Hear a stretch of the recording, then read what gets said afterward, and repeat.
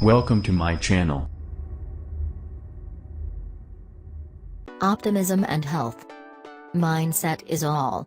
How you start the year will set the template for the rest, and two scientifically backed character traits hold the key: optimism and resili negation ence. If the prospect leaves you feeling pessimistically spineless, the good news is that you can significantly boost both of these qualities.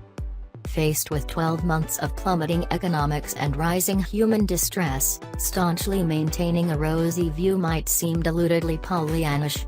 But here we encounter the optimism paradox.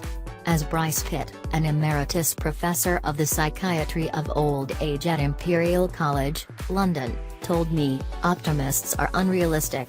Depressive people see things as they really are, but that is a disadvantage from an evolutionary point of view. Optimism is a piece of evolutionary equipment that carried us through millennia of setbacks. Optimists have plenty to be happy about. In other words, if you can convince yourself that things will get better, the odds of it happening will improve, be negation cause you keep on playing the game. In this light, optimism is a habitual way of explaining your setbacks to yourself, reports Martin Seligman, the psychology professor and author of Learned Optimism. The research shows that when times get tough, optimists do better than pessimists. They succeed better at work, respond better to stress, suffer fewer depressive episodes, and achieve more personal goals. Studies also show that belief can help with the financial pinch. Chad Wallens, a social forecaster at the Henley Center who surveyed middle-class Britain's beliefs about income, has found that the people who feel wealthiest, and those who feel poorest, actually have almost the same amount of money at their disposal. Their attitudes and behavior patterns, however, are different from one another. Optimists have something else to be cheerful about. In general, they are more robust. For example, a study of 660 volunteers by the Yale University psychologist Dr. Becca Levy found that thinking positively adds an average of 7 years to your life. Other American research claims to have identified a physical mechanism behind this. A Harvard Medical School study of 670 men found that the optimists have significantly better lung function. The lead author, Dr. Rosalind Wright, believes that attitude somehow strengthens the immune system. Preliminary studies on heart patients suggest that, by changing a pernegation son's outlook, you can improve their mortality risk, she says. Few studies have tried to ascertain the proportion of optimists in the world. But a 1995 nationwide survey conducted by the American magazine Adweek found that about half the population counted themselves as optimists, with women slightly more apt than men, 53% versus 48%, to see the sunny side.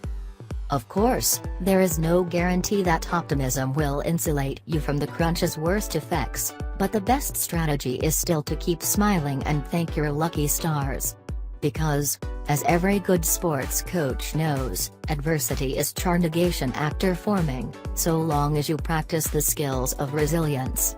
Research among tycoons and business leaders shows that the path to success is often littered with failure, a record of sackings, bankruptcies and blistering castigation.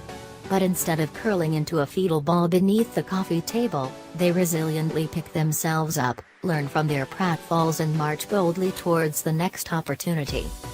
The American Psychological Association defines resilience as the ability to adapt in the face of adversity, trauma or tragedy.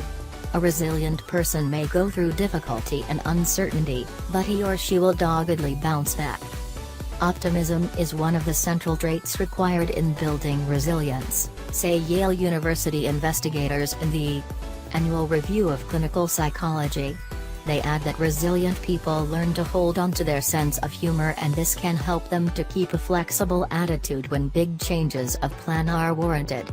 The ability to accept your lot with equanimity also plays an important role, the study adds. One of the best ways to acquire resilience is through experiencing a difficult childhood, the sociologist Stephen Stack reports in the Journal of Social Psychnegationology. For example, short men are less likely to commit suicide than tall guys, he says. because shorties develop psychological defense skills to handle the bullies and mickey-taking that their lack of stature attracts. By contrast, those who enjoyed adversity-free youths can get derailed by setbacks later on the negation cause they've never been inoculated against aggro. If you are handicapped by having had a happy childhood, then practicing proactive optimism can help you to become more resilient.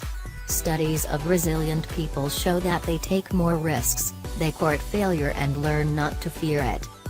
And despite being thick-skinned, resilient types are also more open than of their negation age to other people. Bouncing through knockbacks is all part of the process. It's about optimistic risk-taking, being confident that people will like you. Simply smiling and being warm to people can help. It's an altruistic path to self-interest, and if it achieves nothing else, it will reinforce an age-old adage: hard times can bring out the best in you.